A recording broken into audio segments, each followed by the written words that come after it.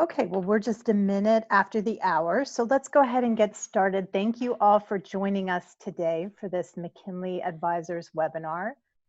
Today, we are going to focus on decision making and governance in challenging times. And we have my colleagues, John Hockman and Suzanna Kelley, here to tell you more about that. I'll quickly give you an overview of McKinley.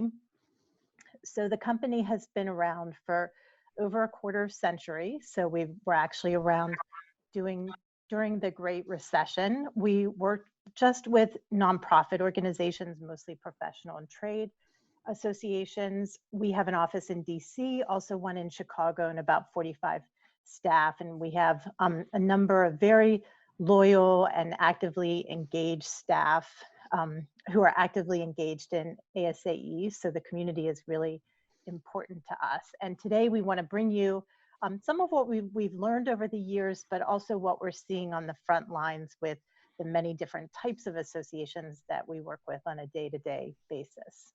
So let me go ahead and hand it over to Suzanna. Thank you, Shelley. And hello, everyone. Good afternoon. I'm Suzanna Kelley, and I'm a principal at McKinley Advisors. It's good to be with you all. We'll spend some time here today talking about some of the real-time decisions we're making in our work lives. But before we get started, I just want to take a moment to introduce myself. As I mentioned, I'm a principal at McKinley. I've been with the firm for just over 3 years, and I came to McKinley actually from being a McKinley client. So I had the privilege of working with Jay Younger, our CEO, on our strategic plan when I was at the AIA, the American Institute of Architects. So I'm really excited to be here with you today and talk a little bit about what we're learning from our clients on the front lines. John? Thanks, Suzanna, and thank you all for joining.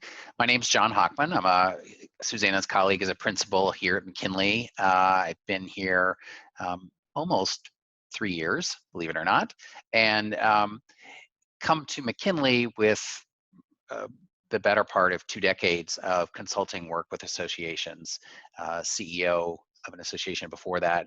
And really, as Suzanna said, we just want to share our experiences today and engage with you in a dialogue around what decision-making looks like in these days. So practicing some good tips from virtual meetings, we want to do a quick poll with you.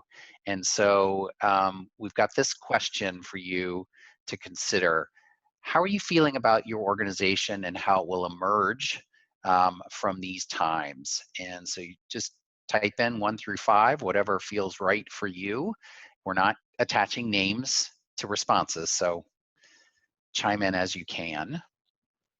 So there you see the results. Looks like 2/3 of you are somewhat optimistic, or at least somewhat agree that you will emerge stronger than ever from these times. But of course, that's not everybody. And who knows, right? I mean, there's so much uncertainty. But we hope that what we'll share in the next few minutes is some thinking about how to make good decisions in these times that'll up the odds of ending up in a strong position on the other side, whatever the other side ends up meaning for this. So let me talk a little bit about our 4 learning objectives for this session, and want to make sure that we're all on the same page about what we're going to cover. So first, I want to talk about the distinctions of decision-making in a fast-moving crisis, fast-moving time. So what is different decision-making, or does decision-making need to be different when the pace is different than it has been historically? 2, we want to talk about the balance between sort of industry or member needs and the needs of your association as an entity unto itself. Obviously, there's a linkage there, but we want to talk about how decision-making may be influenced differently depending on which lens you're using. Third thing we want to talk about is how do you make good decisions when you're working in formats that are very unfamiliar for most people. And really what that amounts to here is, you know, when we take things virtual, we're not going to so much focus on how to do a virtual meeting. There's plenty of other content on that. We do want to talk about how can you make quality decisions when you're not sitting in the same room. You may not have the same timing associated with it, those sorts of things. And then the fourth piece of the puzzle that Suzanne and I will cover today is how do you prepare for the future? Because, as I said earlier, when we get to the other side of this, but I think there's a lot of thinking that the other side isn't going to look like where we started. And so as the future changes and all of what we're experiencing changes us, what do we need to be doing to be ready for that? So that's the content that we're going to walk through over the course of this hour. To do that, we want to establish some norms. And so just quickly talk about some simple ground rules. The mute button is your friend, so use it liberally. Otherwise, your dog will introduce himself or herself at just the wrong time. Most of you are not on video, but if you choose to, that's fine. We're not judging hair and makeup here. So that is not a single gender statement. That is, don't worry about appearances. The way Suzanna and I have structured this is that any point along the way, if you have a clarifying question, in other words, if I make a point and it's not clear to you what I'm saying, please do ask that question real time. Exploratory questions, debate discussions, will prompt you for those at the end of each of the segments that we're covering. So we'll do those regularly as we go through. That'll allow us to get through the content, but also allow time for some back and forth with the audience here. If we can use the chat box to start our questions, we may take people off mute, but the chat box is the easiest way, and Shelley and Katie on our team are monitoring that along the way, so we'll make sure we see anything that shows up in the chat box. And then the last thing here is we're all figuring stuff out right now, so let's be gentle with ourselves and one another. But also in just exploring how do we do this? How do we make decisions in this environment? And so let's not beat ourselves up because we don't know some things right now. Let's be gentle and learn together. Okay, that's the do's and the don'ts and the teeing up. I'm going to hand it over to Suzanna now to take us into some of the content. Suzanna? Excellent. Thank you, John. Well, we all know that while our physical movement has slowed down as we're all quarantining and staying at home, we're not moving around as much, but the pace of information that's coming at us, the sharing, the decision-making that we have to engage in has really increased significantly. And so there's a lot coming at us, and we need to be efficient and focused on the most critical elements to move forward. So we're going to talk through today what that new reality looks like for us in our personal lives and our professional lives. The world has shifted, and we're all trying to find that solid ground, right, of where we can stand. We all have many decisions to make each day, and the pace of those decisions has been overwhelming to some, to many.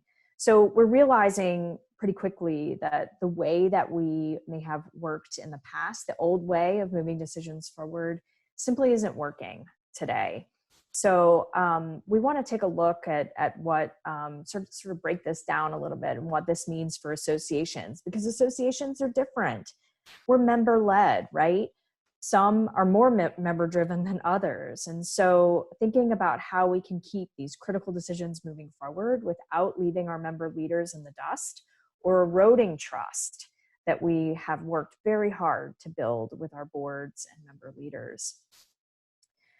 Also, we know that CEOs need to delegate. CEOs can't do it all. No one person can. So you have to delegate to your senior team. Your cone of focus is narrowing and your priorities are shifting. And there's some new opportunities for associations today. We believe we're going to talk a little bit about how you might uncover some of those opportunities while mitigating the risks associated with trying new things at a time when things are still pretty uncertain. So how can you sort through all this noise and get to the core decisions that are really going to best position your organization for the future? Well, we think there's a few things you can do proactively. First, it's really critical that you get your senior team on the same page. Clarify where they have room to run and give them the leash to do that. What we're seeing on the front lines, let me tell you a little bit about that. Some CEOs are setting up daily meetings with their teams to communicate decisions and new information because the information's coming so quickly. They want to ensure that everyone is singing from the same song sheet. Others are meeting with their team perhaps more on a weekly basis, and they're doing it right before an all staff meeting. So they're also gathering their whole staff together once a week, and they use that leadership meeting to prep and prepare, coordinate efforts, and make sure that the senior team, again, is all on the same page with the talking points, because inevitably after that staff meeting, there's going to be questions, and you want to make sure that everybody is giving the same answer. You'll find the rhythm that works best for you and your team. And I want to encourage you to adjust that as needed, because what may be a quicker pace now may lighten up as we move through this crisis. And so you can keep your pulse on those changes to see what's right for you. Secondly, we need to keep our member leaders informed, increase transparency to help shore up that trust, and do that, this is a tricky balance, while being careful not to invite them into the weeds of operations. So again, some of you may already have weekly calls with your president-elect, with your leadership pipeline, and those might suffice. We're hearing from some that are in the healthcare space that those weekly calls don't work anymore because folks are not able to make a regular call. Their lives are busy too. They're on the front lines of this crisis. And so those folks maybe move to an email briefing. They're changing the way in which they communicate and the pace to make sure that they can keep the information flowing, but also be available and adapt to their volunteers' schedules. We definitely encourage everyone to keep the leadership pipeline informed, especially if you are in a leadership transition. Many associations transition at the mid-year, and so you want to make sure that you don't miss a step and keep pace with this over time. The third area is to start to look at your organizational systems. Now, I imagine many of you have already started to do this. We were thrust into remote work pretty quickly over the last month. But there's systems that are in place, some of which are visible and very obvious, like technology, and some that are invisible that may be helping or hindering your decision-making.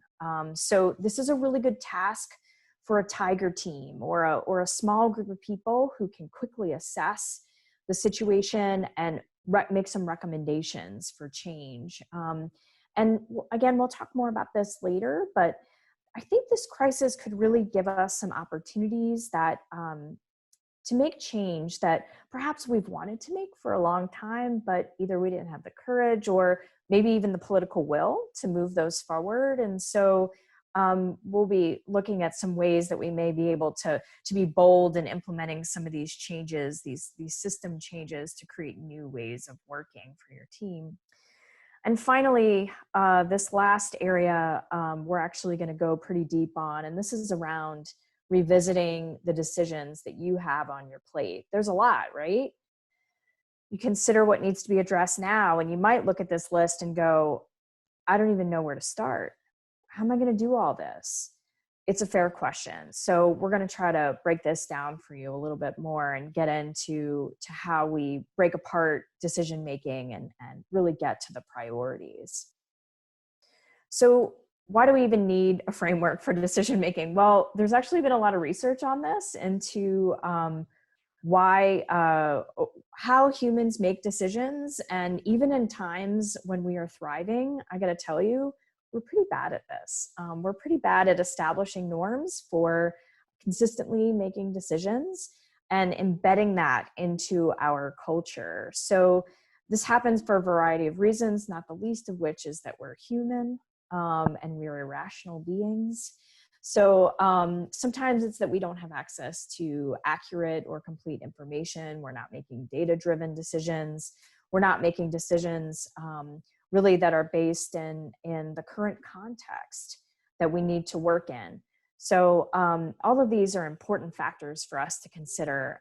It trips us up, it slows us down, and generally it creates frustration with our whole team.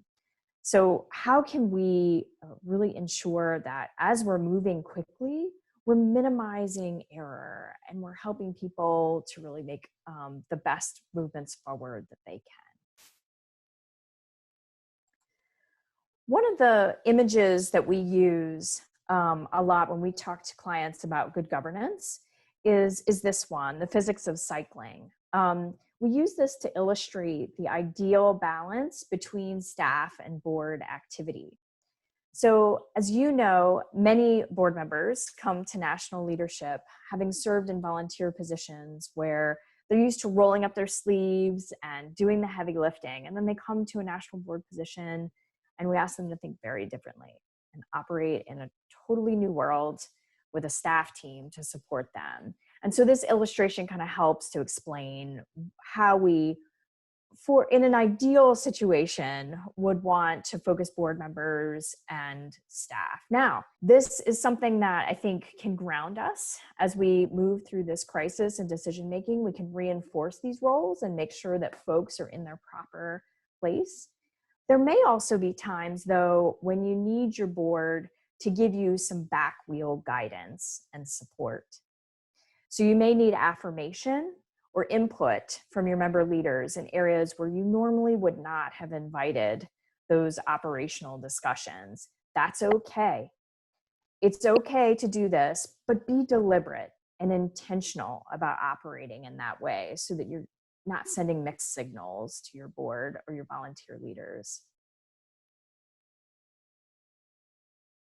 Another concept that we talk about is the concept of highest and best use. This is actually a real estate term. For those of you who are familiar with it, it relates to where you can get the highest rent for leased space in a building and maximize your investment. But we apply that when we talk about board members and their highest and best use in decision making.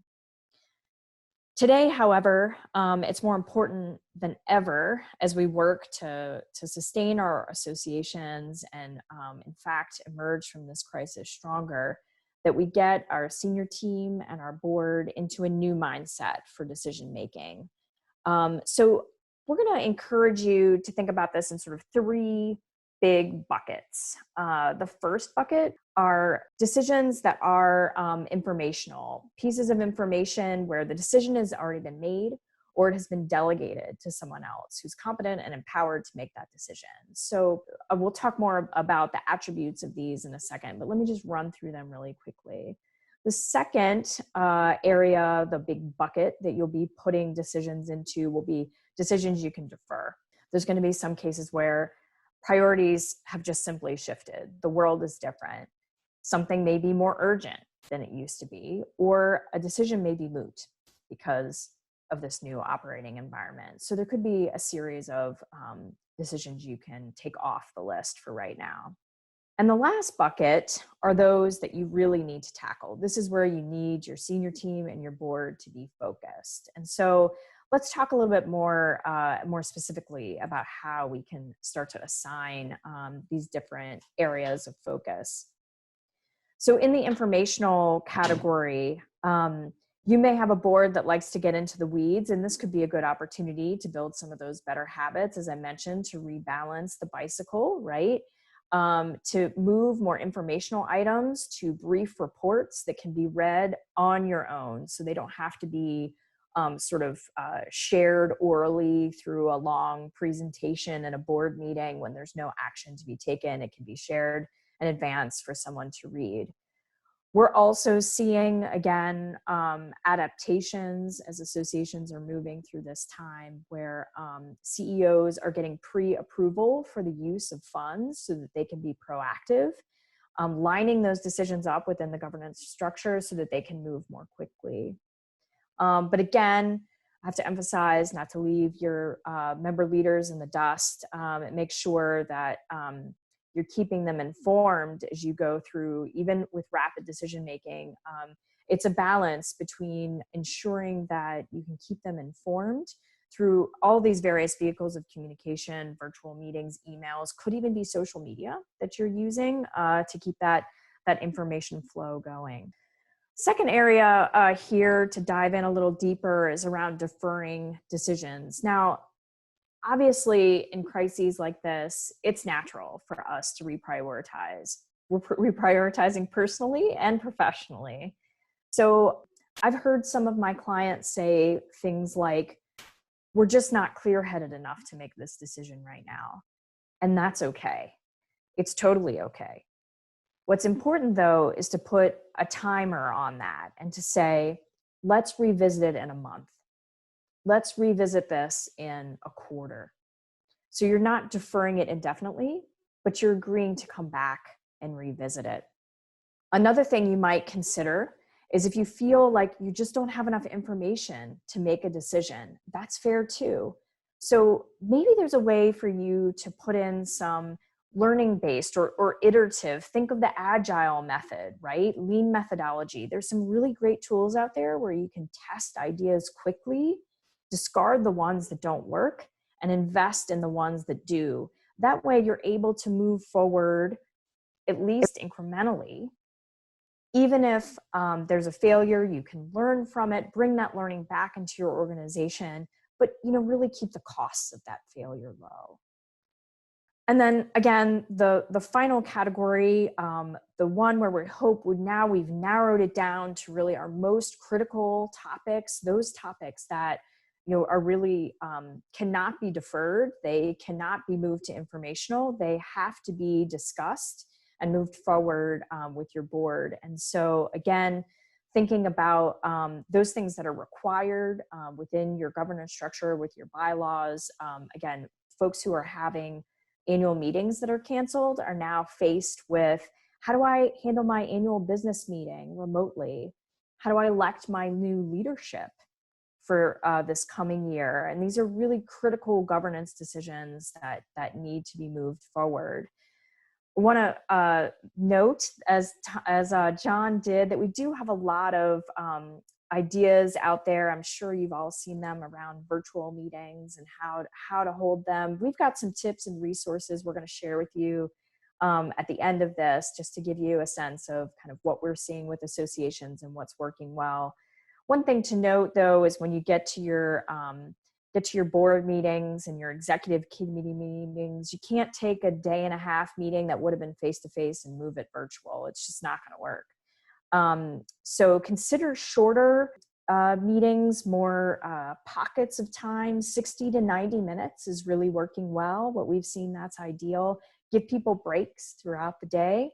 Recognize that, they've probably got their families around and there could be people who are coming in and out, but give them that focused time to really get the decisions made that need to get made. Consider combining meetings. Some folks are combining their board and executive committee meetings together to be more efficient in driving communications as well. We want to actually share some voices from our association community. And I've got a video here to share with you. Amy Brin is the Executive Director and CEO at the Child Neurology Foundation. And I had the opportunity to speak with her late last week on a Zoom call similar to this. And she talks a little bit about how she and her organization are really thriving in this crisis. I share it with you because I think she's got some good lessons to share about staying grounded in the mission and the vision and values of the organization and staying in sync with the leadership. So let's take a look at that video. When you're triaging and making decisions and in an environment you have to do so quickly, you have to go back to the basics.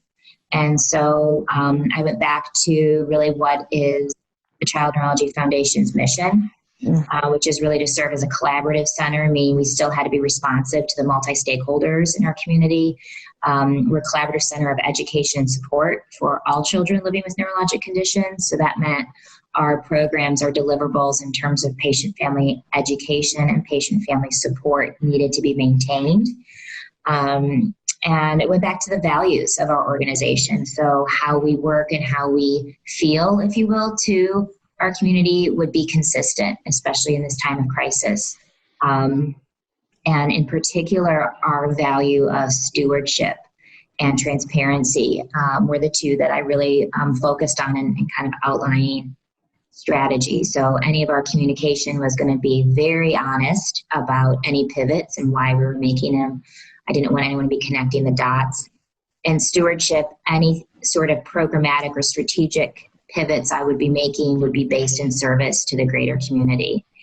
And in terms of, really making sure that I wasn't operating outside my realm and I was, being a good steward of my board, I'm fortunate to serve in my role because I serve at the pleasure of the board of directors. I have a unique challenge in that per our bylaws, 61% of our board of directors are actively practicing child neurologists. So they're on the front line. Sure.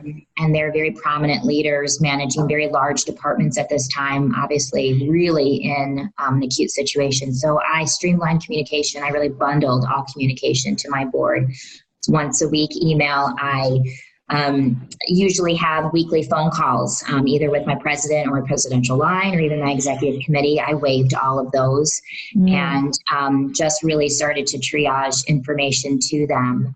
I think a core of that is because I'm going on my 6th year in this role, and one of the priorities I've always had is to have a very trusting, collaborative relationship with my board, and it's become essential now. They trust me to operate in good intent, and I can't imagine being in this role and having to make quick decisions and not feeling like I was, or if I was, out of sync with the board.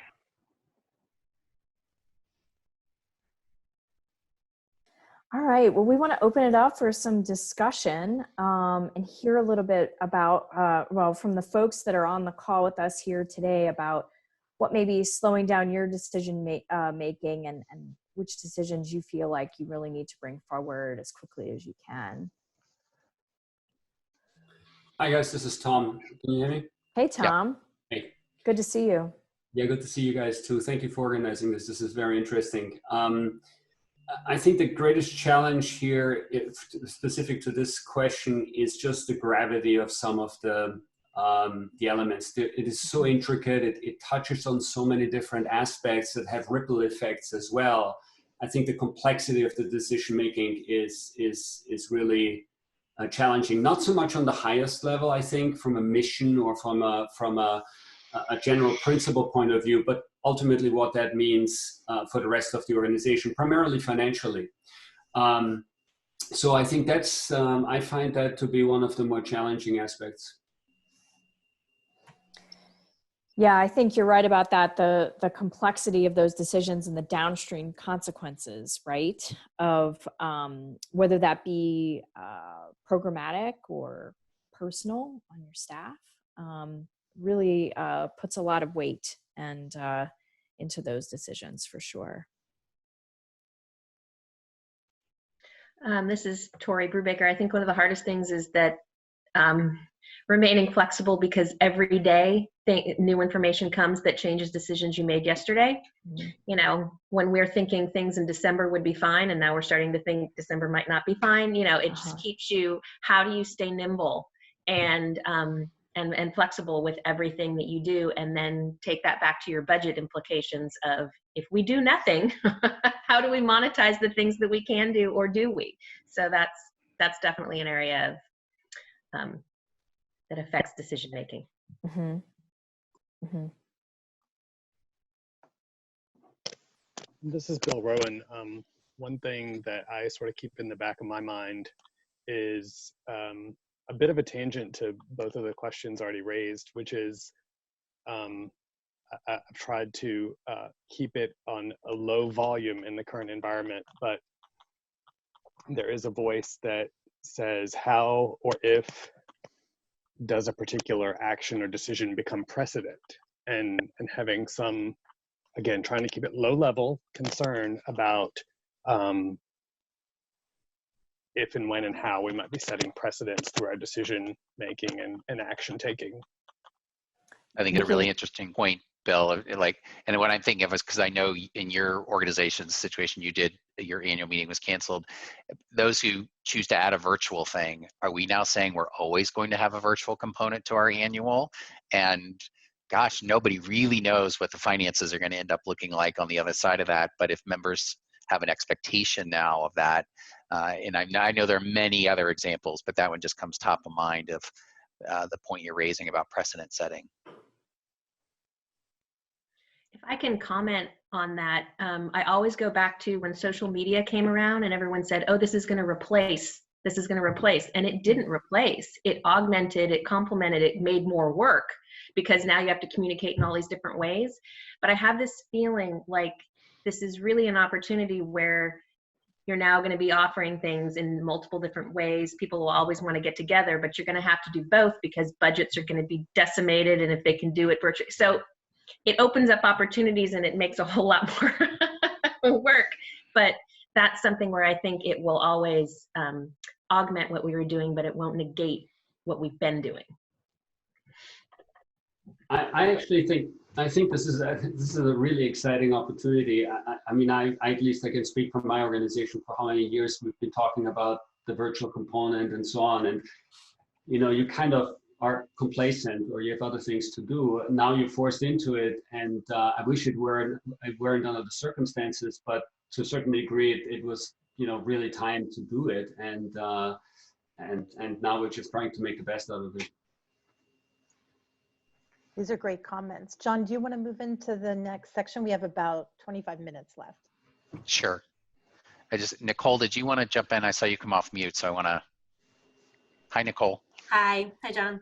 Hi. No, I was just going to add too. I was late to this call because one of the things we're dealing with is, as everyone's kind of looking to virtual education and moving on, we've got over 105 chapters, and one of the struggles I'm having is weighing and being amicable and helpful in assisting our chapters. But a lot of what our chapters are rushing to is them providing courses, them providing webinars, and wanting to reach larger audiences too. So it touches on the precedents, but also in a very real sense, there's so much more competition in the field right now. So my rush and my speed is really on looking at cash flow and how I can get something to a market before my competing industry organizations as well as our chapters. Nicole, just knowing a little bit about your organization, I'm reminded that you and Tom Reiser as well, and many others maybe too, have very strong global components to your organization. And so I think there's another layer of complexity there. How do we make decisions that are right for global audiences or different parts of the globe? Because while we're in a global pandemic, the consequences don't look the same everywhere, and the business decisions may not look the same everywhere. So, and the response that we're hearing from our international members is the tone is a little different than it is in the States right now. And I don't know if that's because of where they're at in the pandemic, but I just see a lot more caution and a lot more sensitivity in a way. I mean, here in America, members are more like, yeah, we'll be there by June. Yeah, we'll be fine by November. I keep saying great optimism, folks, but it's very different in Europe, right? A lot of these other places are saying they don't know that it'll be better next year, or their comfort level is very different. So yeah. A lot of things happening all at once. Yeah. Okay. Well, let's add some more content to the conversation, then we'll come back to a little more discussion. What I want to talk about is managing through competing interests in decision-making in times like this. And really the theme of what I'm going to talk about is trade-offs. And, there's a balancing act here that we all have to be engaged in around meeting many times not just one or the other options, but many different possibilities to juggle.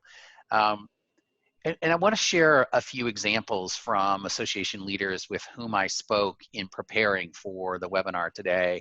I talked to one CEO of a financial services association who said that, look, we had to make a very quick decision as to whether we wanted to lobby Congress to try and make sure that some of these stimulus aid bills immediately served our members and made resources available to them, or did we sort of save our powder for another fight and instead try and get some investment in things that are going to have a longer term benefit for our members. and they made the option to not go for the short win, but rather to go for the longer term investment.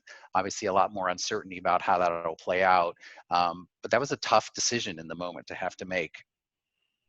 Talked to a different CEO who leads a healthcare group who's assembled 2 rapid response teams, one focused on COVID-related member resources. Again, they're a healthcare group. And she's put her, A players from the staff side on that rapid response team for COVID-related member values. The other rapid response team she stood up is around looking out for the business interest of the association.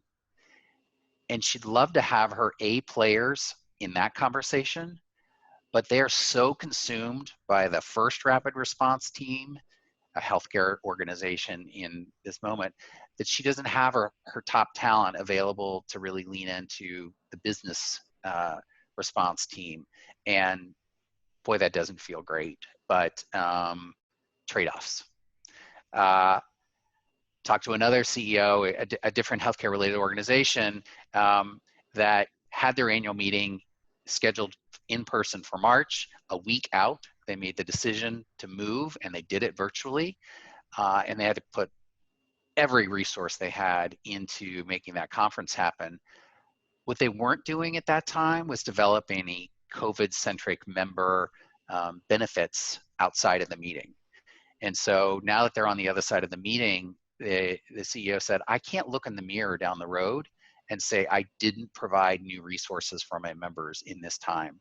So a whole nother response is required, but he said, I'm 3 or 4 weeks behind because I put all my eggs in the conference basket and didn't get into this in the short run. So whether you're talking about what do I do to look out for the needs of my staff right now, or what do I need to look out for the well-being of my members right now, there's some things that we have to juggle. And this model that we're putting up on the screen right now, model might be too strong of a term, but it's what we see leaders facing right now is a series of trade-offs where in some instances you can end up in that winners category. And what that means is it's a win-win. It's really serving both audiences well, and it's taking care of their interests. And that's great when we can go there. But that is not we don't enjoy the luxury of always ending up in the winner's box. And we probably don't need to beat ourselves up suggesting that we do always need to be in a complete win-win scenario.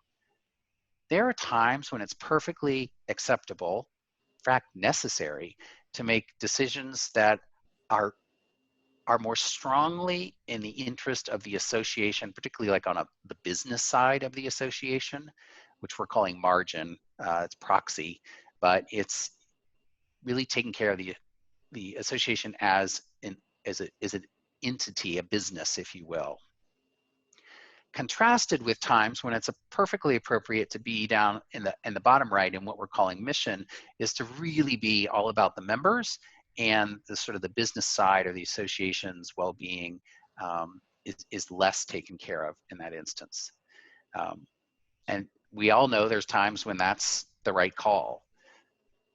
But as leaders in organizations, you can't always end up down in that mission box, or you run out of resources.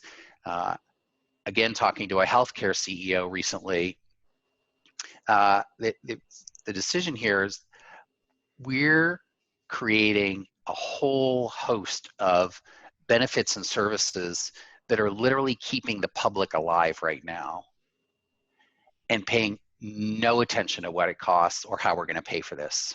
And you can do that, and that's the right thing to do in service of your mission, except at some point you got to figure out, how do we resource this, right? How do we keep this organization going?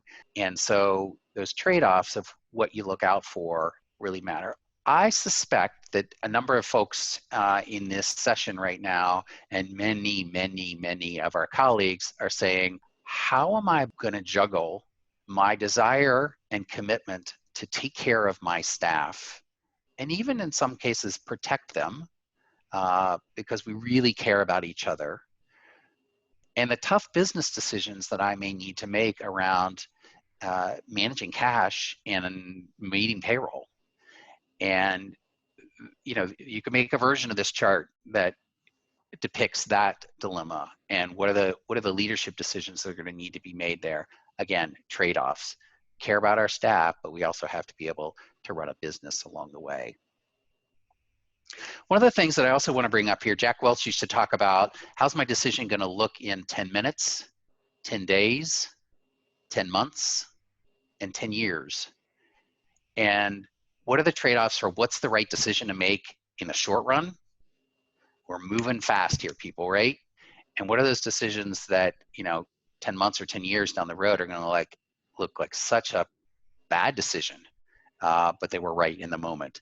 And we don't have the luxury of always picking the time horizon. Sometimes we have to do what we have to do to get through the next period of days.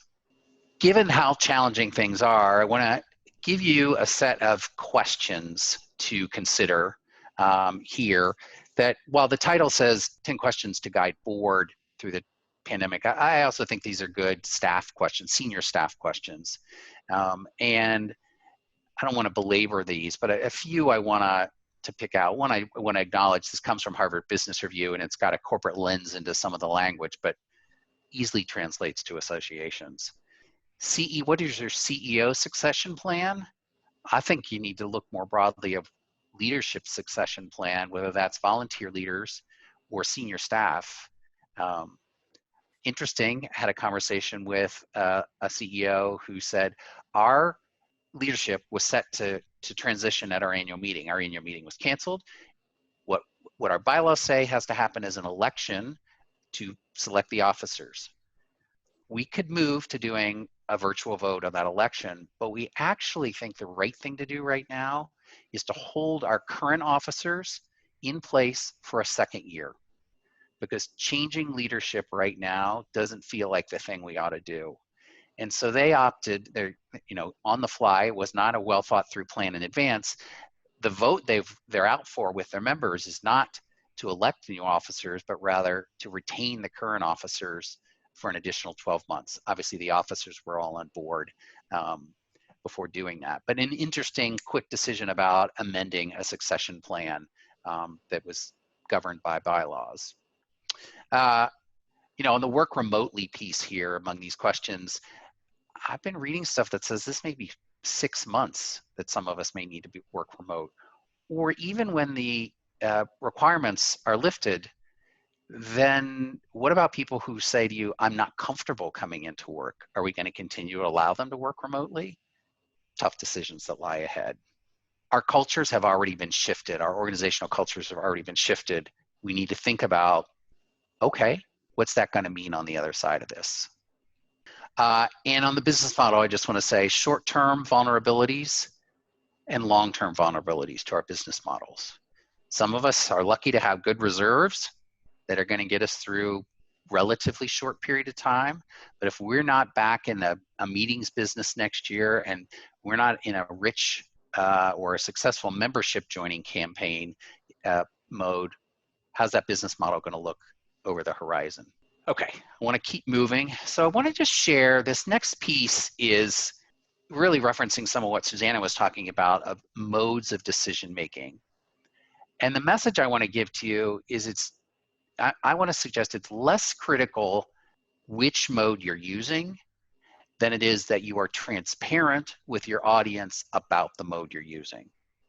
Now, let me acknowledge or assert that in the association community, we almost always have relied on a combination of consultative decision-making and consensus decision-making. So those are the hallmarks of association that sort of define who we are in many ways. And that's fine. We can talk in another webinar about the pluses and minuses of those. That's what our members expect. That's what our current governance expects. But we don't always have the luxury of using the time involved in consulting and driving to consensus. So sometimes there's going to be some unilateral, or there's going to be some quick decision making with a vote. That's okay if we're transparent about it.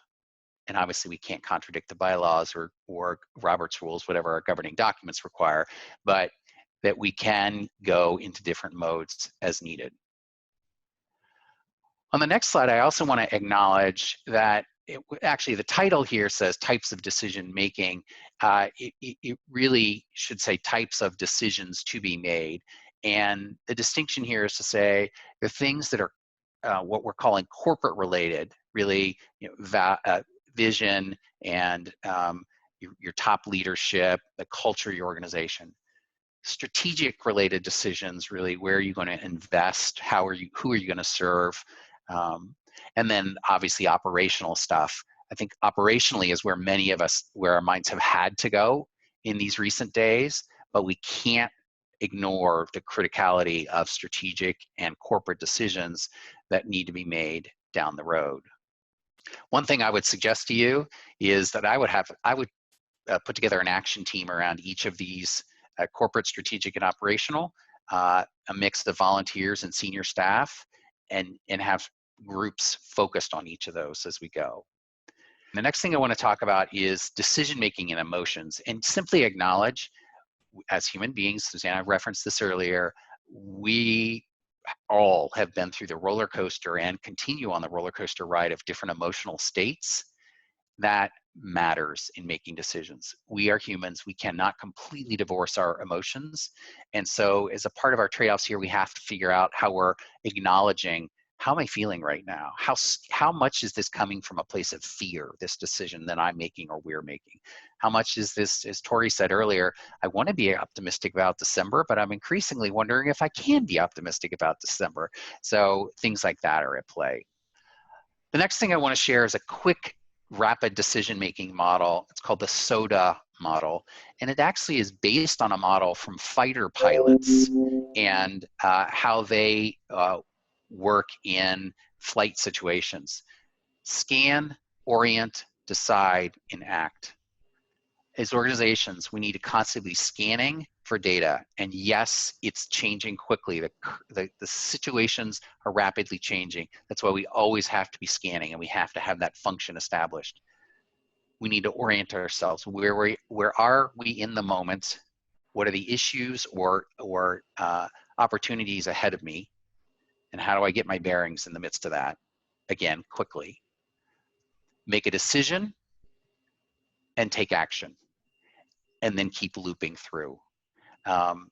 It's a simplistic model. As you see, the source here comes from Harvard Business Review, but it's a really helpful way to get your team organized around where are we scanning, how are we orienting ourselves, what's the decision we need to make, and let's go, let's act.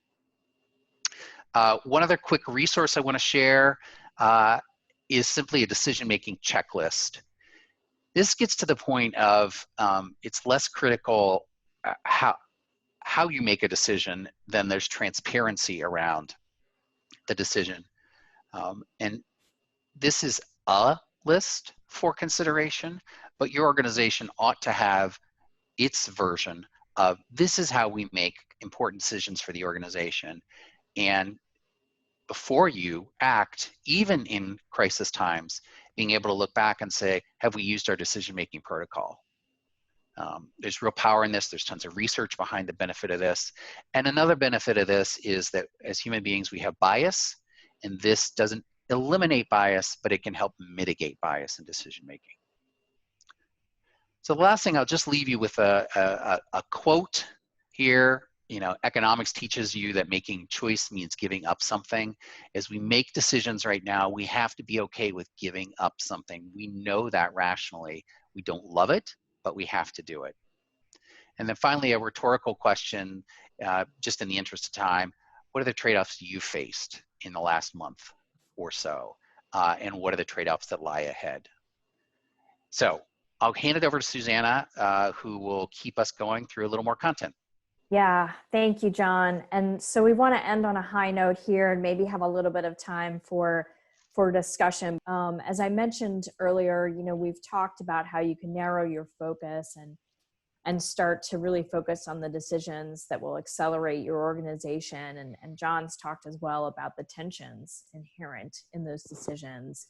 Now we want to shift and think about what opportunities there might be for your organization. And while we may not have had a choice about the crisis that we're in today. It is forcing us to think about new ways of working. It's shaken our foundations in some ways, particularly with our revenue streams. And so we want to be sure we can do what we can to draw lessons from that, maybe shed some legacy programs that weren't adding value anyway before the crisis, or maybe it's about repurposing content in new channels, or engaging a new audience that you haven't touched before. So again, emphasizing the willingness to experiment, to fail fast and to learn, and to celebrate failure within your teams. We've identified a few areas in our conversations with associations around the country, where they're focused in new ways of working. Obviously, governance meetings, we've talked a lot about it. How do we create more efficient time with our board? What can we move forward? What requires active dialogue? What can be deferred? What does it mean to be in person versus being remote? Networking and idea exchange is another big value driver for associations. And I know for those of you who have had to cancel meetings, this is acute when you think about how you're going to connect your members and knowledge exchange for the industry, maybe looking to identify new business opportunities or just connecting with other people. So how we provide that continuity, how we provide that community as associations. Some are experimenting with this. We think there's a lot of opportunity. I don't think we fully understand how to monetize it at the same level that we have our in-person exchanges, but definitely some areas for innovation here. Education and learning, again, couldn't say this enough. It's really time to get serious about your content strategy. We're shifting rapidly to online delivery, and the quality of that delivery, I think, is really going to be what becomes a part of your competitive advantage into the future. So thinking about what this means if you have a certification or a testing platform that you manage. Some of our clients who are in the testing business are looking in particular about what that means for their major revenue drivers in their association, looking at new innovations like online proctored exams that they may be considering. And then finally, staffing and talent. We know that human capital is by far the engine that drives everything within the association. So you may be looking around and asking yourself, do I have the right people on the bus, as Collins likes to say, or maybe they need to move to a different seat on the bus. Like John talked about that conversation of putting together that team of folks that are focusing on a particular topic. And you may also be realizing that you've got some talent gaps for what it is you need to deliver on right now. So those are all really good questions and considerations to be looking at. I want to move us through to our video that we have teed up for this last section. I had an opportunity again to speak with a good friend and colleague, Joel Albizo, who's the CEO at the American Planning Association. And he talked a little bit about what's going on in his organization and how they're looking out to the future to anticipate some changes ahead. So let's go ahead and watch that. One of the new elements that we added was, this idea of practicing foresight. And the way we think about it is, again, not predicting or anticipating the future, but learning about it and adapting to it. We kind of look at it like a cone. And this kind of, I think, comes from what Amy Webb does. She's got some great stuff. The wide end of the cone is basically watch, the middle of the cone is learn, and the narrow end of the cone is act. So, this is a great way of describing our system. We identify the things that we need to be watching. We identify the things that we need to be actively learning about. And then the things that we want to be acting on, these are the things that go into our business strategy, which up until now was 36, kind of like around that 36 month. Now, I think one of the changes we're going to make is we're going to look at that more like 18 months. Yeah. But nobody had, COVID, nobody had pandemics in their, if they're doing this stuff, nobody really had this in their watch list. It was sort of like, it's sort of like a black swan. When you ask about the cone, I think that the far end of that cone is a cloud. It's a cloud. And to me, the biggest thing in the far end of the cone there is just, uncertainty. The other thing is just, I think this may be the time where associations need to become more entrepreneurial. They need to just, stop doing things that don't drive the flywheel, as Collins put it. And, either they're going to have to make money or they're going to have to cause money to be made elsewhere. I mean, it just, the idea that we're going to have these large things that subsidize everything else, like trade shows and other things, it's just, you can't count on that. It's in that cloud now. Well, just a few minutes here. I want to just take a minute to thank the folks that spoke with us, Amy and Joel and John, the folks you spoke with as well. It was really great to get those insights into the conversation today while those people couldn't be with us real time. And so we're right at time. We do have some resources that we will quickly pop up on the screen here, and we'll skip the poll. We were going to do a quick poll. We just want to know there's some resources, and we'll get those out to you if you've registered. Thank you for coming and participating. Hope you found it worthwhile. We'd love your feedback, and let us know what we can do to help. Here's our contact information. We're here for you. Thanks, everybody. Thank Thanks. you.